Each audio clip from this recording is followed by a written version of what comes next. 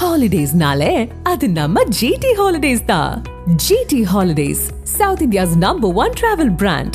You know you are special when you're with GT Holidays. TDS Ravichandran, நீங்கள் எப்படி பார்க்குறீங்க விஜய் பாஜக நினைக்கிறேன்? இல்லை, இந்த கேள்வியில் ஒரு சின்ன மாற்றம் தான் பண்ணணும். விஜய் மீது பாஜக சாயம் பூசப்படுகிறதா அப்படிங்கிற கேள்வியை நம்ம இப்போ முன்வைக்கிறோம். கூட்டணி அளவுக்கு போயிட்டாங்க, அதெல்லாம் வாய்ப்பு இல்லைங்க. அந்த மாதிரியான சந்தர்ப்பங்கள்லாம் இல்லை, அதுக்கான சாத்தியம் இல்லை. ஐயா சொன்னதில் ஒரு சின்ன ஸ்டாட்டிஸ்டிக்கல் கரெக்ஷன் மட்டும் பண்ணிடுறேன். அதுக்காக உடனே எம்ஜிஆர் ஜெயலலிதான்னு சொல்லிடக்கூடாது. 2004, 6, 9 திமுக வெற்றி பெற்றது. 2019, 21, 24 திமுக வெற்றி பெற்றது. 2011, 14, 16 அதிமுக வெற்றி பெற்றது. ஸோ 2 முறை சட்டசபையில் தொடர்ந்தும், ஒரு முறை பாராளுமன்றத்திலையும் அதிமுக வெற்றி பெற்றிருக்கு. உடனே ஜெயலலிதா காலம் எடப்பாடி காலம் இல்லைன்னா சொல்லிடாதீங்க. அடுத்தது ரொம்ப தெளிவாக சரின்னு மெர்சல் படத்திற்கு பிறகு ஒரு படத்தில் கூட ஒரு வார்த்தை கூட இந்திய தேசத்திற்கோ மத்திய அரசுக்கோ எதிர்ப்பு ஒரு வரி கூட வரல. மெர்சல் வரைக்கும் அவருக்கு வந்துக்கிட்டு இருந்தது. ஆனால் அதற்கு பிறகு ஒரு வார்த்தை கூட இன்னி வரைக்கும் அவருடைய படத்தில் வரல. ஆனால் கொள்கை எதிரி, அதில் எந்த மாற்று கருத்தும் இல்லை. அதை அப்படியே ஒரு ஓரம் வச்சுருவோம். ஆனால் திமுக விஜயை பார்த்து பயப்படுகிறதா அப்படிங்கிற கேள்வி ரொம்ப முக்கியம். திமுக தானே எல்லாருக்கும் சாயம் பூசும். திமுக தாவேக்காவுக்கு பாஜக சாயத்தை பூச துடிக்கிறதா அப்படிங்கிற மாதிரி நீங்கள் கேட்பீங்க அப்படின்னா அதுக்கு எங்கிட்ட நிறையா பதில்கள் இருக்குது. எனக்கு தெரிஞ்சு டெல்லிக்கு போகிறதுங்கிறது சூரியன் படத்தில் கவுண்டமணி போனதுக்கப்புறம் நிறையா நீங்கள் செந்தில் பாலாஜி போயிருக்கார், ஏதோ ஒரு சுச்சுவேஷனுக்கு போயிருக்கார். ஏன் போயிருக்காருன்னு உங்களுக்கும் தெரியாது, எனக்கும் தெரியாது. அங்கே போய் யாரையா சரி கட்ட போயிருப்பாரா எனக்கு தெரியாது. துரைமுருகன் ஐயா போயிருக்காரு, ஒரு கேஸ் வருது, ரைடு வருதுன்னு உடனே போகிறாரு. டெல்லிக்கு போகிறவங்கெல்லாம் பிஜேபியோட ஏதோ பேசுவாங்கன்னு எதிர்பார்க்குறதே முதல்ல தப்பு. டெல்லிக்கு போகிறவங்க எதற்காக வேண்டுமானாலும் போகலாம். சுப்ரீம் கோர்ட்டுக்காக போகலாம், நல்ல வக்கீலை பார்ப்பதற்காக போகலாம், எதுக்காக வேண்டுமானாலும் போகலாம். அதில் எனக்கு ஒன்றும் மாற்று கருத்து இல்லை. இப்போது எனக்கு ஏன் இந்த திமுக தவாகாவை பார்த்து பயப்படுகிறதா அல்லது பாஜக சாயத்தை பூச நினைக்கிறதா அப்படிங்கிற கேள்வி ஏன் வருது அப்படின்னு சொன்னால், இப்போ நீங்கள் திடீர்னு இன்றைக்கி மாரிதாஸ் ஐயா ஒரு கருத்து சொல்கிறேன்னாரு. அவர் தொடர்ந்து கரூர் விஷயத்தில் அவருடைய வீடியோவில் எல்லாத்துலேயுமே தாவேக்கா நிர்வாகிகள் செய்தது குற்றம்னு தான் பேசிக்கிட்டு இருக்காரு. ஆனால் அவர் இன்றைக்கி ஒரு வீடியோ எடுப்புறான்னொடனே அவர் கூட்டு போய் என்ன வீடியோ, ஏன் வெளியிடுறா, என்ன பிரச்சனை அப்படிங்கிற மாதிரி ஒரு விசாரணை நடக்கிறது நீங்கள் பார்க்குறீங்க. நீதிபதி ஒரு விஷயம் சொன்னார், எனக்கு அது ஆச்சரியமாக இருந்தது. முடிஞ்சால் நீங்கள் எனக்கு பதில் சொல்லுங்கள். ஹிட் அண்ட் ரன் கேஸில் ஏன் அந்த பஸ்ஸை நீங்கள் பறிமுதல் செய்யலைன்னு கேட்குறாரு. நீதிபதி கேட்குறாரு, ஹிட் அண்ட் ரன் கேஸில் நீங்கள் எப்படி பண்ண முடியும்? எஃப்ஐஆர் யார் போடுவா? எஃப்ஐஆருக்கு புகார் யார் கொடுப்பா? அந்த பஸ் டிரைவர் கொடுப்பாரா அல்லது அந்த மோட்டார் பைக் ஓட்டிட்டு வந்தார் அவர் கொடுத்தாரா?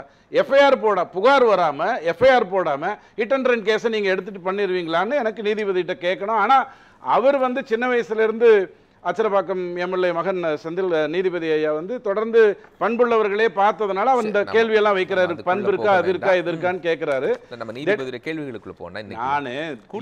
நான் எந்த கோர்ட்டுக்கு வரேன்னா, திமுக தாவேக்காவுக்கு பாஜக சாயத்தை பூசுகிறதா அப்படிங்கிற கேள்விக்குள்ள வரேன். ஏன்னா ரஜினிகாந்துக்கு இந்த மாதிரி முயற்சி பண்ணும்போது அவர் ஒரே வரியில் பதில் சொல்லிட்டு போயிட்டார். திருவள்ளூருக்கு பூசின மாதிரி எனக்கு பூசாதீங்கன்ட்டு போயிட்டார். அதோட மேட்டர் முடிஞ்சிச்சு. ஆனால் இவர் விஷயத்தில் இவர் பொதுவாகவே அமைதியாக பேசக்கூடியவர் தான், எந்த ஒரு குழப்பமும் இல்லை. அதில் ஒன்று புரிஞ்சுக்கோங்க. நிர்மலா மேடத்திற்கும் அண்ணாமலை ஐயாவுக்கும் ஏதோ வித்தியாசம் இருக்கிறது, குழப்பம் இருக்கிறது அப்படின்லாம் ட்ரை பண்ணாங்க. எனக்கு தெரிஞ்சு நிர்மலா சீதாராமன் தமிழ்நாட்டுக்கு எத்தனை நிதி கொடுத்துட்ருக்கேன்னு பேசிட்டு இருக்கும்போது தான் அன்னபூர்ணா முதலாளி ஒரு கருத்தை சொல்ல, அரசியல் பேச மாட்டேன்னு போன அண்ணாமலை அதுக்கு பதிலை சொன்னாரு அப்படிங்கிறத நீங்க புரிந்து கொள்ளணும். பிஜேபிக்குள்ள குழப்பம் இருக்குங்கிற கருத்துக்குள்ள நான் வர விரும்பல. இப்ப கேள்வி ஃபோக்கஸ் எங்க வருதுன்னா, அப்ப நீங்க பிஜேபிக்குள்ள குழப்பம் இருக்குன்னு சொல்றீங்க. இல்லவே இல்ல. இன்சிடென்ட் இப்ப நீங்க குறிப்பிடுறீங்க அப்படின்னா ஏதோ குழப்பம் இருக்கு இல்ல, அது எதுக்கு இப்ப குறிப்பிட்டீங்க? நான் சொல்றேன், எல்லா இடத்திலும் ஏதோ ஒரு குழப்பம் இருக்கிறதுன்னு திசை திருப்பி உங்களுடைய பார்வையை 360 டிகிரியில திமுக மேல வராம திசை திருப்புகின்ற வேலையை திமுக தொடர்ந்து செய்து கொண்டிருக்கிறது. அதனுடைய ஒரு விஷயம் தான் நீங்க இப்ப பாக்குறது. பாஜக செய்வதை எல்லாமே திமுக தான் செய்கிறது அப்படிங்கிறது இருக்குல்ல. இல்ல நீங்க பாக்குற பார்வை தான். ஒரு உதாரணத்துக்கு சொல்றேன், கும்பமேளாவில் நடந்தது ஏன் ஆளை அனுப்பலன்னு திமுக கேட்டாரா இல்லையா? கும்பமேளாவில் யாருடைய ஆட்சி? பிஜேபியோடைய ஆட்சி. குஜராத்தில் நடக்கும்போது ஏன் அனுப்பலன்னு கேட்கிறார். குஜராத்தில் யாருடைய ஆட்சி? ரொம்ப வருஷமா பிஜேபி தான், இன்னும் பல வருடங்களுக்கு பிஜேபி தான். மணிப்பூரில் நடக்கும்போது யாருடைய ஆட்சி? பிஜேபியோடைய ஆட்சி. அப்போ தன்னுடைய ஆட்சியில் நடக்கிற இடத்திலேயே தன்னுடைய கட்சி தலைவர் ஒரு கருத்தை கேட்பாரா? அதுக்கு முதலமைச்சர்கிட்டே கேட்டு போயிடலாம், ஆட்சியில் இருக்கக்கூடியவங்களே கேட்டு போயிடலாம். ஆனால் இங்கே நடப்பதில் தான் ஏதோ ஒரு பிரச்சனை இருக்கு. திசை மாத்துறாங்க, கதை சொல்ல போறாங்க, நிறைய விடயங்கள். இப்போ மாரிதாஸ் அரெஸ்ட் பண்ணப்பட்டதும் கைது என்கொயரி கூட்டப்படப்பட்டதும் அதுக்காகத்தான். ஏதோ ஒரு விஷயம் நேற்று கோர்ட்டில் நடந்ததை பற்றி பேசுவேன் ட்வீட் போடுறாரு, உடனே அவர் கூட்டு போயிட்டாங்க. ஸோ பயப்படுறது எதுக்குன்னா, நீங்க ஒரு விஷயத்தை மறைக்கணும்னு நினைக்கிறீங்க, அதை யார் வழியை எங்கிருந்து கொண்டு வந்து விடுவார்களோங்கிற பயம். கட்சி தலைவர் அனுப்பியிருக்காரு, ஆட்சி அனுப்பல, மத்திய அரசு அனுப்பல, இந்திய தேசம் அனுப்பல. இவர்கள்லாம் வந்ததை தாண்டி தாவேகா தொடர்ந்து பாஜகவை எதிர்ப்பதை விடவும் திமுக அப்படிங்கிற எதிர்ப்பு புள்ளியில வலிமை அடையுது. கரூர் சம்பவத்திற்கு பிறகு இன்னும் அது வலிமையா கூர்மைப்படுத்தப்பட்டிருக்கு. கண்டிப்பா ஆகும். ஆனால் நடக்க போறது என்ன தேர்தல்? சட்டசபை தேர்தல். பிஜேபி கொள்கை எதிரி, அப்புறம் பாத்துக்கலாம். இது அரசியல் எதிரி, இது அரசியல் எதிரி. சட்டசபையில நான் யாரோட மோத போறேன்? திமுகவோட தான் மோத போறேன். அந்த அடிப்படையில் அவர் பேசுறார். ஐயா, நடந்தது ஒரு விபத்துங்கிறத முதல்ல நாம் எல்லாரும் ஒத்துக்கிட்டா மேட்டர் முடிஞ்சிருச்சு. ஒரு விபத்து, அது ஏற்படுத்தப்பட்டதா, யாரால் ஏற்படுத்தப்பட்டது, அந்த விவாதம் நிறைய நாளா நடத்திக்கிட்டீங்க. நான் திரும்ப அதுக்குள்ள கருத்து சொல்ல வரமில்லை. ஆனா நடந்தது ஒரு விபத்துன்னு புரிஞ்சுக்கிட்டீங்கன்னா இதை எதற்கு திமுக ஒரு பூதாகரமான ஒரு விஷயமா கொண்டு போகுது? அந்த சம்பவத்துக்கு பிறகு ஏற்படக்கூடிய இந்த கோயிலேஷனை பத்தி தான் நான் பேசுறேன். நான் திரும்பவும் சொல்றேன், அண்ணாமலை ஐயா இந்த தாவேக்காக்கு மட்டும் இல்ல, சீமான் ஐயா விஷயத்தில் இது மாதிரி நடந்திருந்தாலும் கண்டிப்பா அவருடைய கருத்தை எடுத்து வந்து சொல்லியிருப்பார். பிஜேபி வந்து இந்த கட்சி மாச்சரியம் அதெல்லாம் பார்க்காது. ஒய் செக்யூரிட்டி கொடுக்கும் பொழுது அவர் ஒன்றும் கொள்கை எதிரி இல்லைன்னு சொல்லவே இல்லை. ஒய் செக்யூரிட்டி சொல்லும் போதும் கேட்கும்போது கேட்கவே இல்லை, கொடுக்கும்போது கூட பாபநாசம் பாயாசம் அதெல்லாம் என்ன பாசிசம் அதெல்லாம் அவர் சொல்லிட்டு தான் இருந்தார். ஆனால் ஒரு மனிதன் அவனுக்கு ஏதாவது ஒன்று ஆச்சுன்னா தேசம் பதில் சொல்லணும் அப்படிங்கிற அடிப்படையில் தான் ஒய் செக்யூரிட்டி இன்னைக்கு இசட் ஆகுது.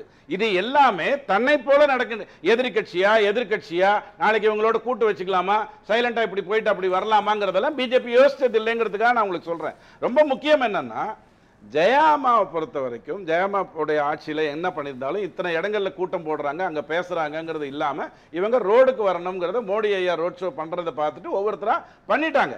அப்படித்தான் அவர் ஒரு ரோட் ஷோ பண்ணுறாரு. அந்த ரோட் ஷோ பண்ணும்போது நடந்த குற்றங்களை சரி பண்ணுங்க. இப்போ அவர் 2 வாரம் கேப் விட்டுருக்காரா, அந்த கேப்புக்குள்ளே கரெக்ட் பண்ண பாருங்க. எப்படி இதை ஆர்கனைஸ் பண்ணணும்னு பாருங்க. ஏன்னா ஜனநாயகத்தில் ஒவ்வொருடைய குரல் கேட்க வேண்டும்ங்கறத புரிஞ்சுக்கோங்க. நாளைக்கு 2 வாரம் கழிச்சு அவர் விஜய் மேல தவறே இல்லைன்னு பேசுறாங்க. நான் திரும்ப சொல்றேன், அந்த புள்ளிகளை தானே நம்ம கனெக்ட் பண்ண வேண்டியது. விபத்துன்னு இப்போ ஹிட் அண்ட் ரன்ல நான் இன்னொன்னு கேக்குறேன். ஒருவேளை தாவேகாவையும் பாஜகவையும் இணைக்கிறதுனால திமுகவுக்கு என்ன பெனிஃபிட்னு நினைக்கிறாங்க? ஒருவேளை அது வலிமையான சக்தியா மாறினா அது திமுக இழப்பு. திமுகவுடைய நோக்கமே பிஜேபி வந்துரும்னு உங்களை பயமுறுத்தணும்.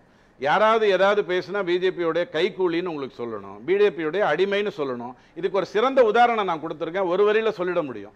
சட்டசபையில் இன்னார் என் பக்கத்தில் உட்காரக்கூடாதுன்னு எடப்பாடி ஐயா சொல்றாரு.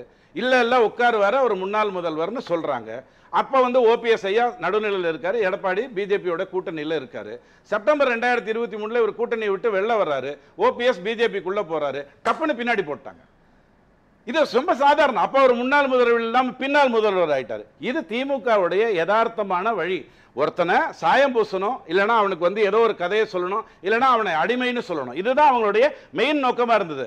அரசியல்ல கோயின்சிடென்ட் ஆஃப் ஃபேக்ட்ல நீங்க சேர்க்கக்கூடாது. அண்ணாமலை ஐயா டெல்லிக்கு போறதும், ஆளுநர் டெல்லிக்கு போறதோ அல்லது ஆதவ் அர்ஜுனா போகிறதும் இது எல்லாமே யதார்த்தமாக நடக்கக்கூடிய ஒரு விஷயங்கள் தான். அதை வைத்துக் கொண்டு நீங்க பேசக்கூடாது. ரொம்ப முக்கியம் என்னன்னா, அவர் கொள்கை எதிரின்னு சொல்லிட்டாரு. அவர் எப்படி சேருவாரு? சேர்றதுக்கு வாய்ப்புகளே இல்லை. இன்னும் சொல்ல போனா திமுகவை டிட்டோ காப்பி அடிக்கும் பொழுது கலைஞர் திமுக வரக்கூடாது, அண்ணாதுரை திமுக வர வேண்டும் என்பதுதான் விஜயோடைய நோக்கமாக நான் பார்க்கிறேன். ஏன்னா அங்கேயும் ஒன்றே குலம் ஒருவனே தேவன் வந்தது, இங்கேயும் கடவுள் மறுப்பை இல்லாத ஒரு ஈவே ராமசாமியை தான் ஏற்றுக்கொள்வேங்கிறது தான் வந்தது. ஸோ அந்த ரூட்ல தான் அவர் போறாரு. அவர் எதுக்கு பிஜேபியோட கூட்டணி வைக்க போறாரு? நடக்க போறது சட்டசபை தேர்தல். திமுக எதிர்க்கணும் அப்படிங்கிற புள்ளியில திமுகவை எதிர்ப்பதற்காக அனைவரும் ஒன்று சேரணும். அண்ணாமலை ஐயாட்ட கேட்டீங்கன்னா அனைவரும் ஒன்று சேரணும் தான் சொல்லுவாங்க. அதுக்கான பிளான்ஸ் சரி, இப்போ அதுதான் பாஜக உருவாக்கிட்டு இருக்காங்க.